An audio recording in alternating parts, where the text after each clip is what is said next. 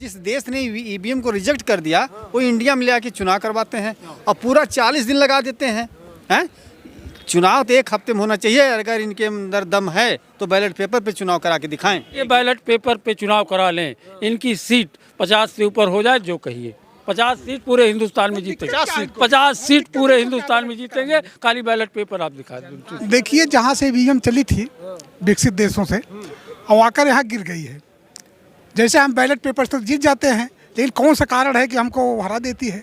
और लोगों का जब कह रहे हैं कि मतलब लोकतंत्र इतना बड़ा है तो होना चाहिए बैलेट पेपर, क्या दिक्कत है। बीजेपी वाले पहले ही चैलेंज कर रहे हैं कि 400 सीट, आखिर में कोई गड़बड़ी नहीं होती तो इसका क्यों है। बीजेपी में एक विशेषता और है, जैसे इलेक्शन होता है हमारे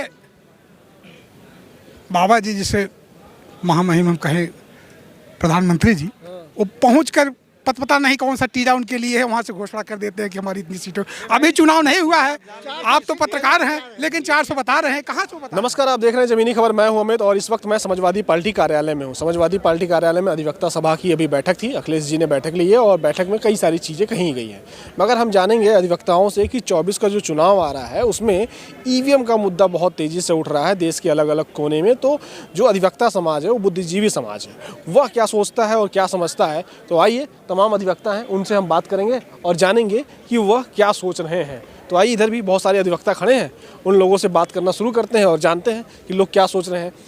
ये बताइए मुझे, ईवीएम का जो मुद्दा बहुत तेज़ी से उठ रहा है, क्या लगता है, आप लोग क्या सोचते हैं उसके बारे में।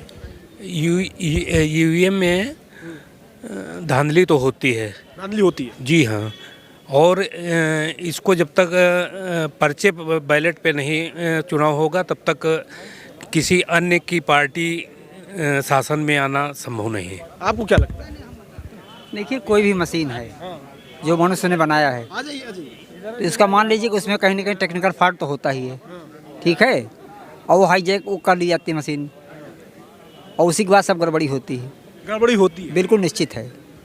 सही कह रहे हैं? हाँ, सही कह रहे हैं, 100% सही है। हाईजैक होता है और ईवीएम से ही ये आ रहा बार बार मोदी ने, इसका विरोध बहुत है। अच्छा, वो तो ये कह रहे हैं कि ईवीएम जो है वो पूरी तरीके से पारदर्शी है, उसमें कोई बेईमानी नहीं है। कोई बेईमानी है तो उसको सिद्ध करके दिखाया जाए। आपको लग रहा है कि बेईमानी है? चुनाव आयोग सुनता कहाँ है? चुनाव आयोग उसके कब्जे में है, चुनाव आयोग सुनता नहीं है। और हाईजैक करके वैज्ञानिकों ने दिखाया है, उनको इंजीनियरों ने दिखाया है कि ये होता है। अभी दिल्ली के सदन में एक विधायक ने पूरा हाईजैक करके मशीन दिखाया था, लेकिन उस पर कोई कार्रवाई वो चुनाव आयोग भी नहीं माना, और वो सब सरकार के दबाव में काम करते हैं। इसलिए ये संभव नहीं है कि चुनाव जो है अन्य कोई पार्टी इनके आगे जीते। ये पहले से ही बता देते हैं कि मैं इतनी सीटें पा रहा हूँ, वो सब सेट हो जाते हैं। आइए, इधर भी कुछ लोग हैं, जान लेते हैं क्या सोचते हैं ईवीएम को लेकर। ईवीएम को लेके सोचना कुछ नहीं है, कहना इतने है कि जो 7 चरण में और 15 चरण में चुनाव कराए जाते हैं, यही सब कम हो जाए, 1 चरण 2 चरण में हो जाए तो आपके प्रश्नों का उत्तर स्वतः आ जाएगा। तो ईवीएम में धांधली है? हम ये कह रहे हैं कि ये सरकार 7 चरण में और 14 चरण में चुनाव क्यों कराती है, जब मांग हो रही है कि आप निष्पक्ष स्वतंत्र पारदर्शी चुनाव कराइए। तो 7 चरण में और 14 चरण में चुनाव कराएं। आपके पास एजेंसी नहीं है, कर्मचारी नहीं है, पूरे इंडिया के जो सर्वेंट हैं वो माननीय चुनाव आयोग हैक कर लेती है। तो भाई मेरे 1 चरण में 2 चरण में कराइए ना। आप 7 चरण और 14 चरण में चुनाव क्यों कराइए? इतना लंबा गैप क्यों? एक दिन पोल हो गई 7 जनवरी को, फिर उसका काउंटिंग आप करेंगे 10 फरवरी को, तो ये 40 दिन का अंतराल क्यों? इससे अच्छा तो बैलेट पेपर है, वो तो बहुत जल्दी इलेक्शन हो जाएगा। क्या कह रहे हैं? बहुत ही ईवीएम में बहुत गड़बड़ी है। विश्व के और जितने बड़े बहुत प्रगत कर लिया उन्होंने, वहाँ भी बैलेट पेपर से चुनाव होता है। अगर लोकतंत्र में आस्था है, लोकतंत्र में आप विश्वास करते हो, तो लोकतंत्र का सबसे बड़ा मजबूत हथियार बैलेट पेपर है। बैलेट पेपर के आधार पर आप चुनाव कराइए। दूसरी बात ये कि मिलाते हैं हम, आपको फ़ोन मिलाएं, बात उनसे होगी। तीसरी जगह जब फ़ोन की ये दशा है तो ये मशीन की क्या दशा होगी आप जान लीजिए। अच्छा, कहा ही जाता है कि ईवीएम में कोई डिवाइस नहीं है जिससे हम उसको हैक कर सकें, बाहर से कनेक्शन नहीं हो सकता किसी चीज़ का, उसमें कुछ है नहीं। तो कई सारे लोग ये भी कहते हैं प्रोग्रामिंग भी हो सकती है उसमें। एक वो लगता है ना, क्या कहते हैं उसको, चिप टाइप, सारा खेल वहीं से है। चिप से ही चिप से है सारे खेल प्रोग्रामिंग प्रोग्रामिंग में है। क्या कह रहे हैं?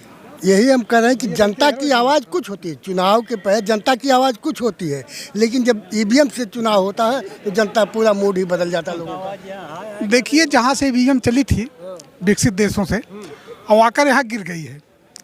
जैसे हम बैलेट पेपर से जीत जाते हैं, लेकिन कौन सा कारण है कि हमको हरा देती है। और लोगों का जब कह रहे हैं कि मतलब लोकतंत्र इतना बड़ा है तो होना चाहिए बैलेट पेपर, क्या दिक्कत है? अलग अलग मतदान होगा, अलग अलग बूथ हैं, तो उसमें दिक्कत किस बात की आएगी? ईवीएम में क्या जल्दी से पड़ जाएगा, या गणना जल्दी हो जाती थी, या इसके पहले नहीं होता था? तो कौन सी ऐसी समस्या है कि वो तो लोग बीजेपी के लोग ये कह रहे हैं कि ईवीएम से अगर होगा तो बूथ को लूट लिया जाएगा समाजवादियों के द्वारा। ऐसा है? अभी ये तो नहीं हुआ है। बीजेपी वाले पहले ही चैलेंज कर रहे हैं कि 400 सीट, आखिर में कोई गड़बड़ी नहीं होती तो इसका क्यों है? बीजेपी में एक विशेषता और है, जैसे इलेक्शन होता है हमारे बाबा जी, जिसे महामहिम हम कहें प्रधानमंत्री जी, वो पहुंचकर पता नहीं कौन सा टीरा उनके लिए है, वहां से घोषणा कर देते हैं कि हमारी इतनी सीटें। अभी चुनाव नहीं हुआ है, आप तो पत्रकार हैं, लेकिन 400 बता रहे हैं, कहाँ से बता रहे हैं? जिस देश ने ईवीएम को रिजेक्ट कर दिया वो इंडिया में ले आके चुनाव करवाते हैं और पूरा 40 दिन लगा देते हैं। चुनाव तो 1 हफ्ते में होना चाहिए। अगर इनके अंदर दम है तो बैलेट पेपर पे चुनाव करा के दिखाएं। बैलेट पेपर ही जनता चुनाव बैलेट पेपर से ही होना चाहिए। देखिए अगर ये बैलेट पेपर पे चुनाव करा लें, इनकी सीट 50 से ऊपर हो जाए, जो कहिए 50 सीट पूरे हिंदुस्तान में जीतेंगे। 50 सीट पूरे हिंदुस्तान में जीतेंगे। खाली बैलेट पेपर आप दिखा दें, सिर्फ बैलेट पेपर पे हो जाए तो 50 50 सीट खाली जीतेगी भारतीय जनता पार्टी, 50 सीट।